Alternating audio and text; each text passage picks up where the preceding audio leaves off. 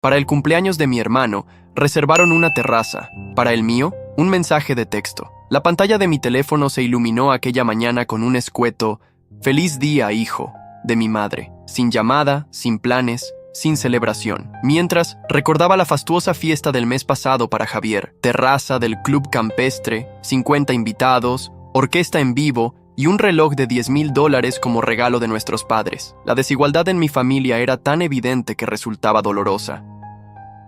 Marcos, no te olvides de firmar los documentos del nuevo proyecto antes de irte hoy. Me recordó mi jefe mientras pasaba junto a mi escritorio, sin mencionar mi cumpleaños, a pesar de que en la oficina siempre celebrábamos estas fechas. Asentí mientras tragaba el nudo de rabia que se me formaba en la garganta. Ni siquiera en mi trabajo, donde llevaba 5 años demostrando mi valía como arquitecto, recordaban esta fecha. Revisé nuevamente el mensaje de mi madre. Ni una invitación a cenar, ni una promesa de vernos después. La traición silenciosa de mi familia me pesaba como una losa de concreto. Decidí que no pasaría otro cumpleaños esperando un reconocimiento que nunca llegaba. A mis 32 años, ya era hora de dejar de mendigar migajas de atención. Tomé mi chaqueta, le dije a mi asistente que tomaría el resto del día libre y salí del despacho de arquitectos donde trabajaba. Necesitaba aire, necesitaba espacio, necesitaba redefinir mi relación con una familia que siempre me había considerado secundario. La herencia del favoritismo en mi familia se remontaba a generaciones. Mi abuelo había preferido notoriamente a mi tío Ernesto sobre mi padre, y mis padres habían continuado esa tradición tóxica con Javier.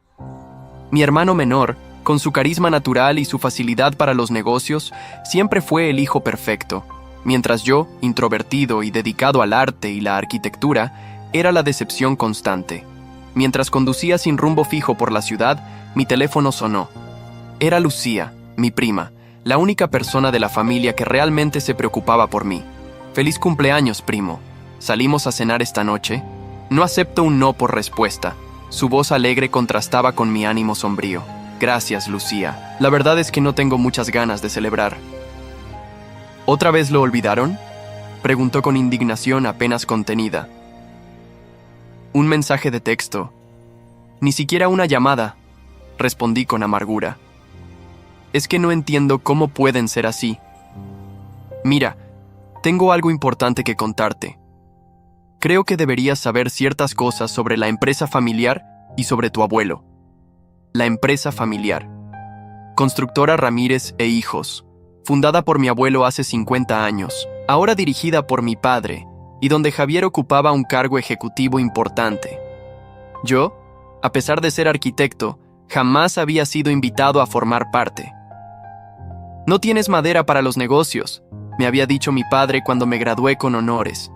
«¿Qué cosas?», pregunté repentinamente interesado. «No por teléfono. Es complicado. ¿Recuerdas el café junto al Parque Central? Te veo allí en 1 hora». Cuando llegué al café, Lucía ya me esperaba en una mesa del fondo, con una carpeta gruesa frente a ella. Su expresión era seria, casi sombría, algo inusual en ella que siempre irradiaba alegría. «Lo que voy a mostrarte cambiará tu perspectiva sobre nuestra familia», dijo sin preámbulos. «Encontré estos documentos en el despacho de mi padre la semana pasada. Son copias del testamento original de nuestro abuelo».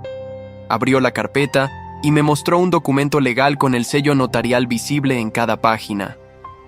«Según esto, el abuelo dividió sus acciones de la constructora en partes iguales entre tu padre y el mío. Pero hay más», pasó la página. «Dejó estipulado que sus nietos, al cumplir 30 años, recibirían un porcentaje del negocio. Javier ya recibió su parte cuando cumplió 30 hace 2 años. «Espera, ¿qué?», interrumpí confundido. «Nunca supe nada de esto». «Porque tu padre y el mío modificaron el testamento después de su muerte». La voz de Lucía temblaba de indignación. «Alteraron los documentos para quedarse con todo. La justicia que merecemos ha sido negada por nuestra propia sangre». Sentí como si me hubieran golpeado en el estómago. No solo era el desprecio constante, las celebraciones olvidadas o el favoritismo hacia Javier. Esto era una estafa, un robo en toda regla. «¿Estás segura?», pregunté, aunque los documentos frente a mí parecían auténticos. «Completamente. Mi padre guarda los originales en su caja fuerte. Estos son copias que logré hacer». Según el testamento original, hoy, en tu cumpleaños número 32, deberías haber recibido acciones por valor de casi $1 millón. La venganza no había sido nunca parte de mi naturaleza. Siempre acepté mi lugar en la familia, intentando destacar por mis propios méritos sin esperar reconocimiento. Pero esto cambiaba todo. ¿Por qué me muestras esto, Lucía?, pregunté, aunque ya intuía la respuesta. Porque estoy cansada de las mentiras y la traición. Sus ojos brillaban con determinación. Y porque creo que ya es hora de que obtengamos lo que legítimamente nos corresponde. En el silencio del café, sentí que mi vida se dividía en un antes y un después. Los documentos que Lucía había puesto frente a mí no solo revelaban una traición familiar, sino que explicaban años de comportamientos, de distanciamientos, de celebraciones ignoradas. Todo cobraba sentido ahora. ¿Qué sugieres que hagamos?, pregunté mientras revisaba detenidamente las cláusulas del testamento original. Confrontarlos, respondió Lucía con determinación. Ya consulté con un abogado discreto. Me confirmó que la alteración de un testamento es un delito grave. Podríamos llevar esto a los tribunales y recuperar lo que nos pertenece por herencia. La idea de enfrentar legalmente a mi familia me provocaba sentimientos encontrados. Por un lado, la justicia que merecíamos. Por otro, la definitiva ruptura familiar que esto ocasionaría. Pero mientras pensaba en todas las veces que me habían hecho sentir menos, antes de continuar, permítanme agradecer a nuestros miembros. Historias como estas solo son posibles gracias al apoyo de quienes creen en nuestro trabajo. Su apoyo nos ayuda a seguir trayendo los relatos más emocionantes. Únete a nosotros. En los cumpleaños olvidados, en las oportunidades negadas, sentí que una chispa de valor se encendía en mi interior. Antes de tomar una decisión tan drástica, quiero hablar con ellos, dije finalmente. Darles la oportunidad de explicarse y, quizás, rectificar por su cuenta. Lucía me miró con preocupación. Ten cuidado, Marcos. Si sospechan que sabemos la verdad, podrían destruir los documentos originales. Mi padre ya notó que alguien había estado en su despacho. Prometí ser cauteloso. Esa misma noche, durante la cena familiar mensual a la que asistía más por costumbre que por gusto, tendría la oportunidad perfecta para observarlos, para buscar indicios de su culpabilidad. La mansión familiar, construida por mi abuelo durante los años dorados de la constructora, siempre me había parecido fría e impersonal. Esa noche, sin embargo, la sentí directamente hostil. Mi madre me recibió con un abrazo distante y una felicitación tardía por mi cumpleaños, mientras mi padre apenas levantó la vista del periódico financiero que leía. «¡Felicidades, hermanito!», exclamó Javier al verme, con ese tono condescendiente que siempre usaba conmigo. «Te tengo un regalo». Me entregó un pequeño paquete. Dentro había un llavero con el logotipo de Constructora Ramírez e Hijos. Lo miré sin entender. «Es simbólico», explicó con una sonrisa que no llegaba a sus ojos. «Estamos considerando ofrecerte un puesto en la empresa. Nada importante, claro, pero pensamos que podrías encargarte de algunos diseños preliminares. Al fin y al cabo, eres arquitecto». Sentí que la sangre me hervía en las venas. Ahora, después de años ignorando mi profesión, ¿me ofrecían migajas? ¿Acaso sospechaban algo? ¡Qué considerados!, respondí con una ironía que pareció pasar desapercibida. Justo estaba pensando en la empresa familiar últimamente. Mi padre levantó la vista bruscamente. «¿Ah, sí?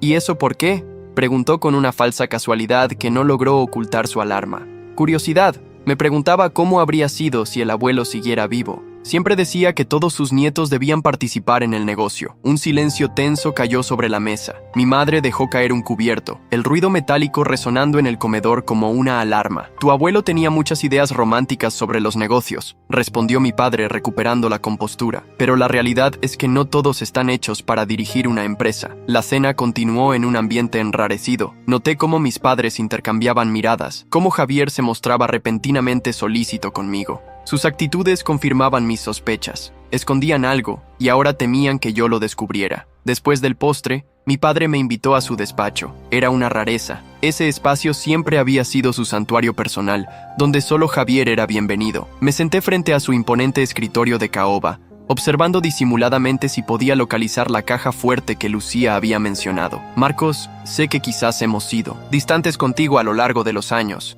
comenzó, eligiendo cuidadosamente sus palabras. «Pero siempre ha sido porque reconocemos que tus talentos van en otra dirección, lejos de los negocios familiares». «¿Y cuál sería esa dirección, papá?», Pregunté con fingida inocencia. Eres un soñador, hijo. Un artista. La construcción requiere pragmatismo, agresividad comercial, cualidades que Javier posee naturalmente. Mientras lo escuchaba justificar años de favoritismo, noté un cuadro ligeramente torcido detrás de él. Recordé a Lucía mencionando que la caja fuerte estaba oculta tras una pintura. Tenía que ser esa. Entiendo, dije, forzando una sonrisa comprensiva.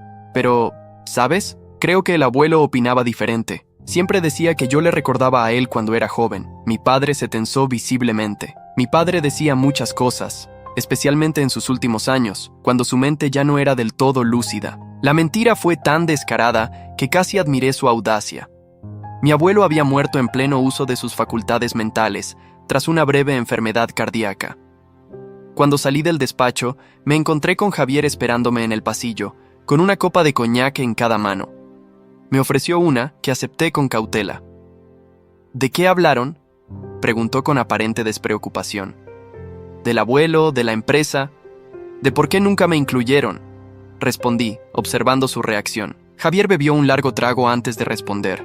Marcos, siempre has sido muy sensible. Tomarte las cosas personalmente no te llevará a ningún sitio. La empresa es lo que es gracias a papá y a mí. Tú nunca has mostrado verdadero interés. Es curioso que digas eso, contraataqué, considerando que estudié arquitectura precisamente pensando en la constructora. Mi hermano me miró fijamente, como evaluándome. Algo había cambiado en nuestra dinámica. Por primera vez, parecía verme como una amenaza. Ten cuidado con lo que buscas, hermano, dijo finalmente, con un tono que oscilaba entre la advertencia y la amenaza. A veces, las verdades familiares son más dolorosas de lo que imaginas. Esa noche, regresé a mi apartamento con la certeza de que Lucía tenía razón. La forma en que habían reaccionado ante mis insinuaciones confirmaba que ocultaban algo grave, algo relacionado con mi herencia legítima. La venganza nunca había sido parte de mi carácter, pero la justicia era algo por lo que valía la pena luchar. Llamé a Lucía para contarle lo sucedido. Están nerviosos, confirmó ella. Mi padre también ha estado actuando extraño. Esta mañana lo encontré revisando obsesivamente sus papeles en el despacho. ¿Cuál es el siguiente paso?, pregunté, sintiendo que estábamos a punto de cruzar un umbral sin retorno. Necesitamos los documentos originales, respondió.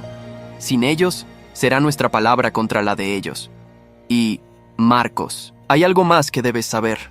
El tono grave de su voz me puso en alerta. ¿Qué cosa? He estado investigando las cuentas de la empresa.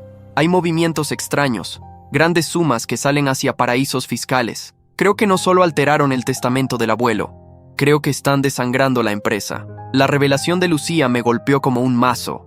No solo habían manipulado el testamento de mi abuelo, despojándome de mi herencia legítima, sino que ahora parecía que estaban vaciando la empresa, el legado que mi abuelo había construido con tanto esfuerzo. Durante los días siguientes, planificamos cuidadosamente nuestros movimientos.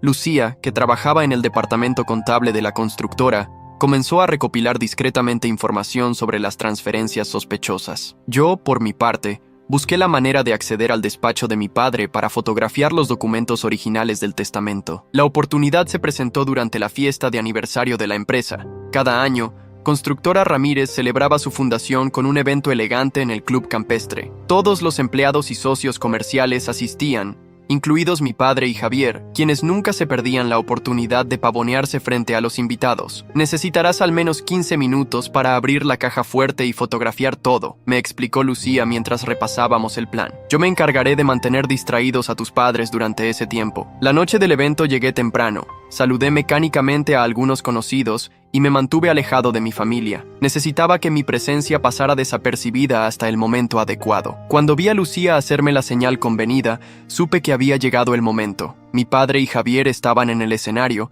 pronunciando el discurso anual, mientras mi madre socializaba con las esposas de los inversionistas. Salí discretamente del salón y conduje hasta la mansión familiar. El guardia de seguridad me reconoció y me dejó pasar sin preguntas. Al fin y al cabo, seguía siendo un Ramírez, aunque el menos importante de todos. El despacho de mi padre estaba cerrado con llave, pero yo tenía una copia que había mandado a hacer años atrás, cuando aún albergaba esperanzas ingenuas de ser incluido en el negocio familiar. La habitación estaba en penumbras, iluminada únicamente por la luz de la luna que se filtraba por los ventanales. Localicé el cuadro que ocultaba la caja fuerte y lo descolgué con cuidado. Tal como Lucía había descrito, detrás había una caja de seguridad empotrada en la pared. Introduje la combinación que mi prima había conseguido, la fecha de nacimiento de mi abuelo, seguida del año de fundación de la empresa. El mecanismo se dio con un clic metálico. Dentro, ordenadas meticulosamente, encontré carpetas etiquetadas y algunos sobres. Busqué frenéticamente hasta dar con lo que necesitaba. Una carpeta marcada como Testamento y últimas voluntades, Ramón Ramírez.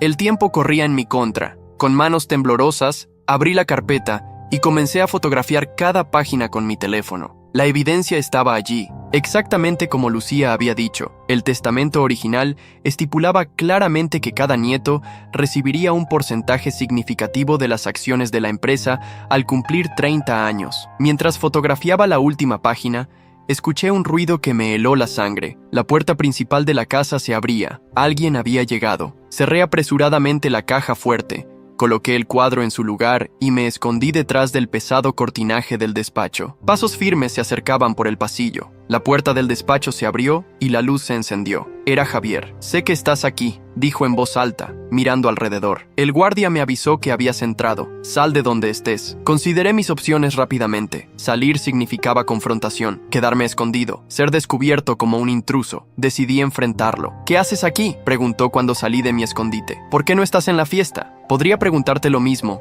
respondí, tratando de mantener la calma. Javier entrecerró los ojos, evaluándome. Luego su mirada se dirigió al cuadro que ocultaba la caja fuerte. Estaba ligeramente torcido, un detalle imperceptible para cualquiera, excepto para alguien que conociera lo que ocultaba.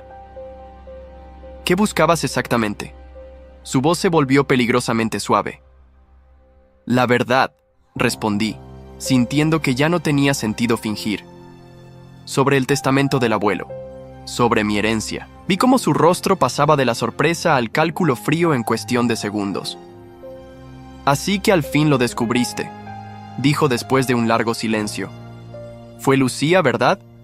Siempre supe que no era de fiar». No confirmé ni negué su acusación. En lugar de eso, contraataqué. «¿Por qué lo hicieron, Javier? No era suficiente ser siempre el favorito, tener todas las ventajas, recibir todo el reconocimiento. ¿También tenían que robarme lo que legítimamente me correspondía?» Mi hermano se sirvió un whisky del mueble bar, con la tranquilidad de quien no se siente amenazado. «No lo entenderías, Marcos. Nunca has entendido cómo funciona realmente el mundo de los negocios. Los sentimentalismos del abuelo habrían debilitado la empresa.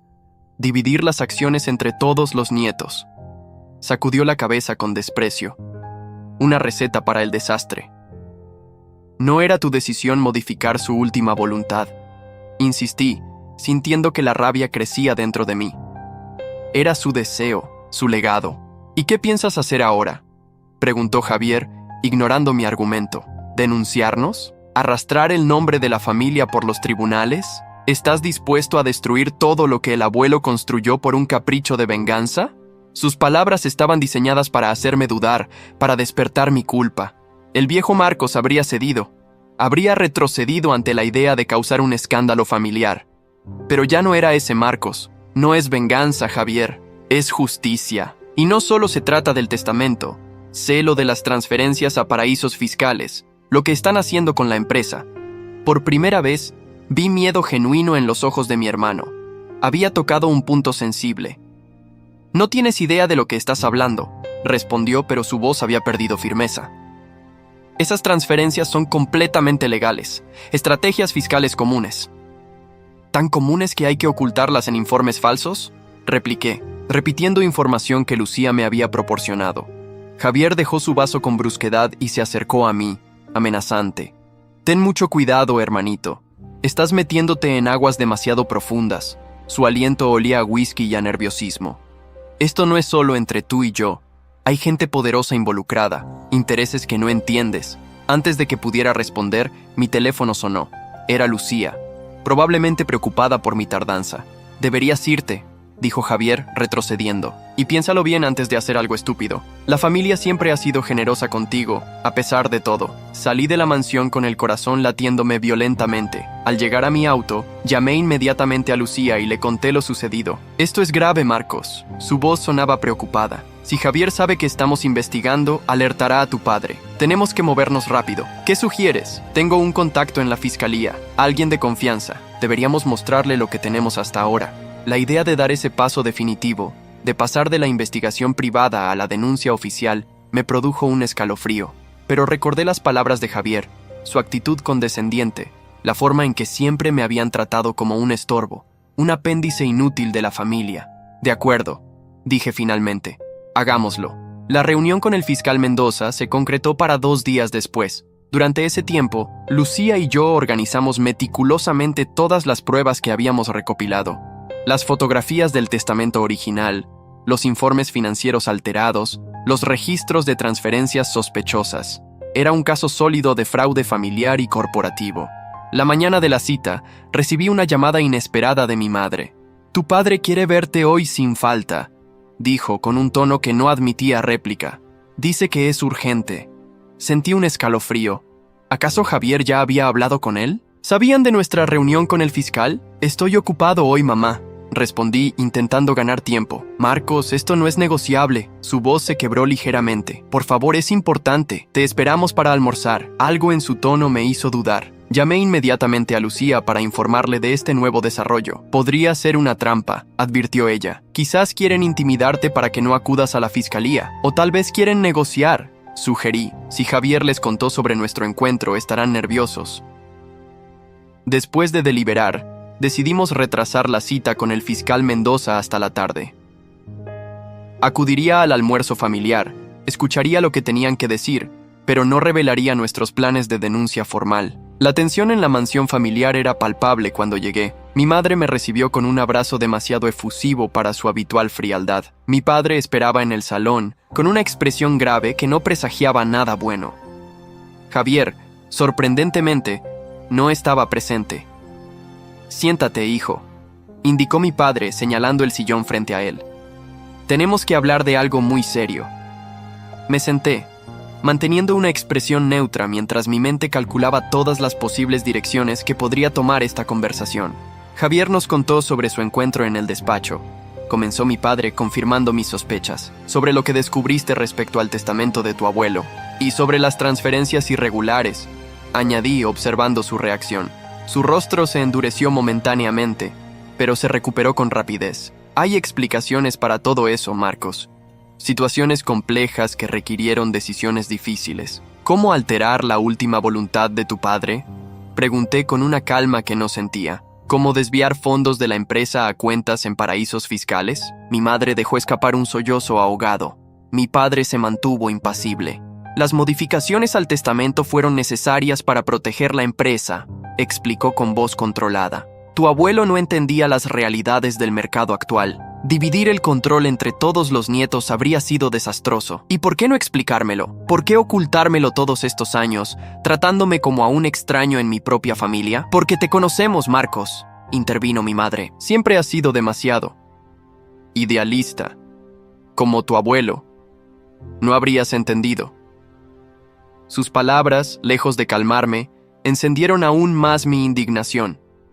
La traición familiar que había sufrido durante años ahora se justificaba con mi supuesto idealismo, como si buscar la justicia y la honestidad fuera un defecto. «En cuanto a las transferencias», continuó mi padre cambiando de tema, «son perfectamente legales. Estrategias financieras complejas para proteger el patrimonio familiar». «¿De quién?», insistí. «¿De la hacienda pública? ¿De los accionistas minoritarios?». Mi padre se levantó, repentinamente alterado. «No entiendes nada. Estamos protegiendo el legado familiar, asegurando su futuro, incluso el tuyo, aunque no lo veas así. Voy a recuperar lo que me corresponde por derecho», declaré, también poniéndome de pie. «Lo que el abuelo quiso para mí». «¿A costa de destruir a tu propia familia?», preguntó mi madre entre lágrimas. «¿De exponer a tu padre, a tu hermano, a un escándalo público?». «Ustedes destruyeron esta familia cuando decidieron tratarme como a un intruso», respondí, sintiendo que años de resentimiento contenido finalmente encontraban su voz. Cuando olvidaron mis cumpleaños mientras celebraban fastuosamente los de Javier, cuando me negaron mi lugar en la empresa, a pesar de ser arquitecto, cuando alteraron el testamento del abuelo, un silencio denso siguió a mis palabras. Mi padre me miraba como si viera a un desconocido. En cierto modo, lo era. El Marcos obediente y resignado había desaparecido. «Tenemos una propuesta», dijo finalmente mi padre, regresando a su tono pragmático de hombre de negocios. «Estamos dispuestos a rectificar. Te ofrecemos un puesto directivo en la empresa, un paquete de acciones equivalente al que estipulaba el testamento original y participación en los proyectos arquitectónicos futuros». La oferta era tentadora, exactamente lo que siempre había deseado, pero llegaba por las razones equivocadas. ¿A cambio de qué?, pregunté, aunque ya sabía la respuesta. A cambio de tu discreción, por supuesto, de que este asunto quede enterrado, como un desacuerdo familiar resuelto en privado. En ese momento, la puerta del salón se abrió y entró Javier. Su rostro mostraba una mezcla de arrogancia y preocupación. ¿Ya le hiciste la oferta?, preguntó a mi padre, ignorándome deliberadamente. «Estábamos en eso», respondió mi padre, visiblemente molesto por la interrupción. Javier se dirigió a mí directamente. «Es una oferta generosa, Marcos, más de lo que mereces, considerando tu falta de experiencia en el negocio». «¿Por qué ahora?», pregunté, mirando alternativamente a mi padre y a Javier. «¿Por qué de repente soy digno de participar en la empresa?». «Porque eres parte de la familia», respondió mi padre con falsa sinceridad. «Siempre lo has sido». «No», intervino Javier, incapaz de mantener la farsa. «Es porque te tiene miedo. Miedo a lo que podrías hacer con la información que tienes». «¡Javier!», le recriminó mi madre. «Es la verdad, mamá», continuó mi hermano, acercándose a mí amenazadoramente. «Mi querido hermano mayor nos está chantajeando. Nos tiene contra las cuerdas y lo sabe. Ese era el Javier que yo conocía. Arrogante, despectivo, incapaz de mantener la fachada de cordialidad por mucho tiempo. No es chantaje exigir lo que me corresponde legítimamente», respondí, sosteniendo su mirada. «Lo que el abuelo quiso dejarme». «El abuelo era un viejo sentimental que no entendía nada de negocios modernos», espetó Javier. «Si hubiéramos seguido sus deseos, la empresa estaría en quiebra». «¡Suficiente!», intervino mi padre, golpeando la mesa con fuerza. «Esto no nos lleva a ningún lado». El timbre de la puerta sonó, interrumpiendo momentáneamente el tenso intercambio. Mi madre salió a atender, visiblemente aliviada por la pausa. Regresó segundos después, con una expresión desconcertada. «Hay unos señores de la fiscalía que quieren hablar contigo, Roberto», dijo dirigiéndose a mi padre. «Dicen que es urgente». El rostro de mi padre palideció. Javier me miró con odio, comprendiendo inmediatamente lo que había ocurrido. «Tú», comenzó, pero se contuvo cuando dos hombres de traje entraron al salón, seguidos por Lucía. «¿Roberto Ramírez?», preguntó el mayor de ellos, mostrando su identificación. «Soy el fiscal Mendoza. Tenemos una orden para revisar documentación relacionada con Constructora Ramírez e Hijos, y también quisiera hacerle algunas preguntas sobre ciertas irregularidades detectadas en las cuentas de la empresa». El salón familiar, que siempre me había parecido demasiado grande y ostentoso, ahora se sentía claustrofóbico. El fiscal Mendoza y su ayudante permanecían de pie junto a la entrada, mientras mi padre parecía haber envejecido 10 años en cuestión de segundos. Javier alternaba miradas de odio hacia mí y expresiones de pánico contenido. «Debe haber algún error», balbuceó mi padre, intentando recuperar su habitual aplomo. «Constructora Ramírez cumple escrupulosamente con todas sus obligaciones fiscales y legales. Tenemos información que sugiere lo contrario, señor Ramírez», respondió el fiscal Mendoza con tono neutro pero firme. «Información muy detallada sobre transferencias a paraísos fiscales, doble contabilidad y, lo más grave, alteración de un testamento para defraudar a herederos legítimos». Mi madre se dejó caer en el sofá, cubriéndose el rostro con las manos. Javier dio un paso amenazante hacia Lucía, quien se mantenía serena junto a los fiscales. «Fuiste tú, ¿verdad?», le espetó. «Siempre envidiosa, siempre metiendo las narices donde no te llaman. La señorita Lucía Ramírez ha actuado como testigo en esta investigación», aclaró el fiscal. «Pero las evidencias que manejamos provienen de múltiples fuentes». Sentí una mezcla de alivio y preocupación. Lucía había acudido a la fiscalía sin esperarme, probablemente temiendo que la reunión familiar fuera una trampa para impedir nuestra denuncia. Su rápida acción nos había evitado caer en la manipulación de mi familia, pero ahora el confrontamiento era inevitable y total. Mi padre me miró fijamente, con una expresión que nunca le había visto antes. Miedo mezclado con una súplica silenciosa. «Marcos, hijo». Su voz sonaba extrañamente humilde. «Aún podemos solucionar esto en familia. No es necesario involucrar a las autoridades en asuntos que podemos resolver entre nosotros». El fiscal Mendoza intervino antes de que pudiera responder. «I'm afraid that's not possible anymore, Mr. Ramírez. This is now an official investigation». Mientras el fiscal y su ayudante procedían a explicar los términos de la orden judicial y los documentos que requerían revisar, observé a mi familia desmoronarse ante mis ojos. Mi madre sollozaba silenciosamente. Mi padre había abandonado toda pretensión de control y Javier murmuraba frenéticamente al teléfono, probablemente contactando a sus abogados. Lucía se acercó a mí y me susurró: «Lo siento, Marcos. No podía esperar. Recibí información de que estaban planeando destruir las evidencias hoy mismo». «Hiciste lo correcto», respondí, apretando su mano brevemente para infundirle confianza. Las siguientes horas transcurrieron en una bruma surreal. El fiscal y su equipo, que había crecido con la llegada de más funcionarios, revisaron meticulosamente el despacho de mi padre. Encontraron exactamente lo que buscaban: los documentos originales del testamento de mi abuelo, evidencias de las transferencias irregulares y registros de la doble contabilidad que manejaba la empresa. Mi padre y Javier fueron citados formalmente a declarar en la fiscalía al día siguiente. No fueron detenidos en ese momento, pero la gravedad de su situación era evidente para todos. El patrimonio familiar, construido a lo largo de décadas, pendía ahora de un hilo. Cuando finalmente los funcionarios se marcharon, el silencio que cayó sobre la mansión era ensordecedor. Mi madre fue la primera en romperlo. «¿Estás satisfecho ahora?», me preguntó con amargura. «Has destruido a tu propia familia». «Yo no destruí nada, mamá», respondí con una calma que no sentía. «Ustedes lo hicieron cuando decidieron que yo no merecía ser tratado como un verdadero miembro de esta familia. Cuando falsificaron la última voluntad del abuelo, cuando convirtieron la empresa en un vehículo para sus manejos fraudulentos». Mi padre levantó la vista, con una expresión de derrota que jamás imaginé ver en él. «No lo entiendes, Marcos. Nunca lo has entendido».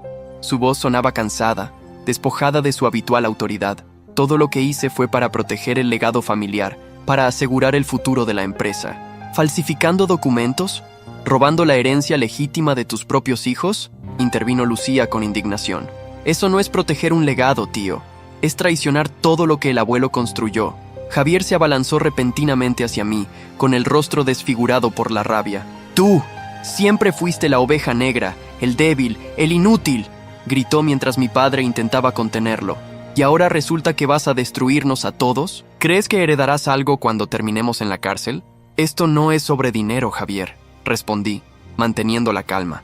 «Es sobre justicia, sobre la verdad, sobre hacer lo correcto, aunque sea doloroso». Mi padre soltó una risa amarga. «¿Lo correcto?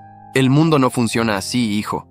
Nunca ha funcionado así. Los negocios, las familias, todo se basa en compromisos, en decisiones difíciles que alguien tiene que tomar. Decisiones como olvidar sistemáticamente mis cumpleaños, mientras celebraban fastuosamente los de Javier», repliqué, sintiendo que era el momento de sacar todo lo que había guardado durante años. Decisiones como excluirme de la empresa familiar a pesar de mis calificaciones.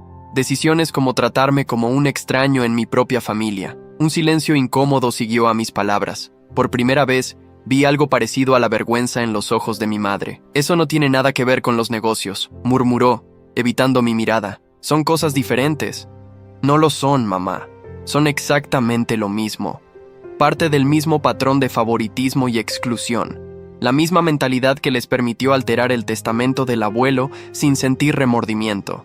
Lucía, que había observado el intercambio en silencio, intervino. «Ya es tarde para lamentaciones. La fiscalía tiene todas las pruebas. Lo mejor que pueden hacer ahora es cooperar y tratar de llegar a un acuerdo». Mi padre se dejó caer pesadamente en su sillón favorito, súbitamente envejecido. «Podríamos perderlo todo», dijo, más para sí mismo que para nosotros. «Todo lo que he construido durante 30 años. Lo que has construido sobre mentiras y fraude», señaló Lucía con dureza. «El abuelo jamás habría aprobado cómo has manejado su legado».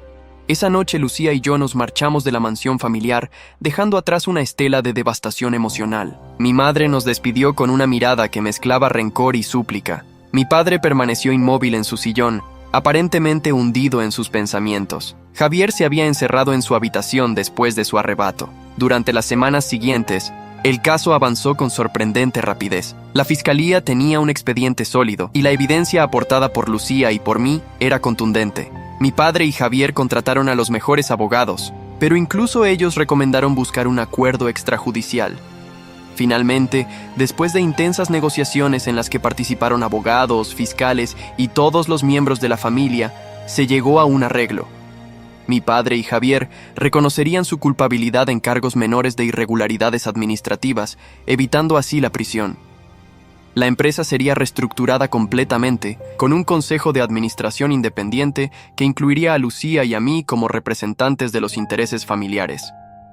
El testamento original de mi abuelo sería respetado, lo que significaba que yo recibiría retroactivamente mi parte correspondiente de la herencia. Para mi sorpresa, fue mi madre quien insistió en añadir una cláusula adicional al acuerdo, la creación de una fundación benéfica a nombre de mi abuelo, destinada a apoyar a jóvenes arquitectos sin recursos. Era su manera silenciosa de reconocer el daño que me habían causado, una ofrenda de paz que acepté con cautela. El día que firmamos los documentos del acuerdo, mi padre me pidió unos minutos a solas. Nos reunimos en su despacho, aquel mismo lugar donde yo había descubierto la verdad sobre mi herencia. No espero que me perdones, Marcos, comenzó, con una humildad que jamás le había visto. Lo que hicimos, lo que yo hice, fue imperdonable. ¿Por qué, papá?, pregunté, la pregunta que había rondado mi mente durante todo este proceso. ¿Por qué ese favoritismo tan evidente hacia Javier? ¿Por qué tratarme siempre como menos? Mi padre guardó silencio durante unos instantes, como si buscara las palabras adecuadas.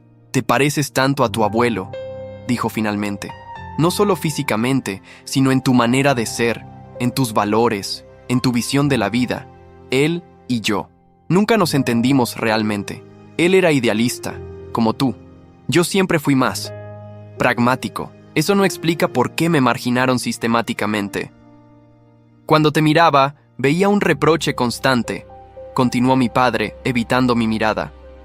Veía a alguien que, sin decir palabra, me recordaba todos los compromisos morales que había hecho, todas las líneas que había cruzado, y en lugar de enfrentarlo, de admitir mis errores, opté por alejarte, por favorecer a Javier, que era más maleable.